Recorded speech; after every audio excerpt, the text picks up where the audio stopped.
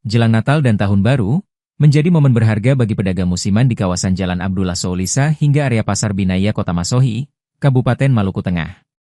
Puluhan pedagang petasan mengais rezeki dengan menjajakan petasan bervariasi dan berbagai ukuran dan bentuk. Berkat kesabaran, para pedagang didatangi satu persatu pembeli, baik yang sekedar menanyakan harga hingga memborong petasan. Transaksi jual beli petasan itu terpantau lancar di Jalan Abdullah Soulisa, Kota Masohi, Sabtu, 13 Desember 2025, sekira pukul 13.44 WIB. Kendaraan roda 4 dan roda 2 berhenti di depan lapak pedagang membeli petasan ukuran kecil hingga jumbo. Kepada tribunambon.com, salah seorang pedagang, Nifal merincikan, petasan yang ia jual bervariasi. Dipatok mulai dari harga 10.000, ada yang 500.000, dan paling tinggi 1.200.000.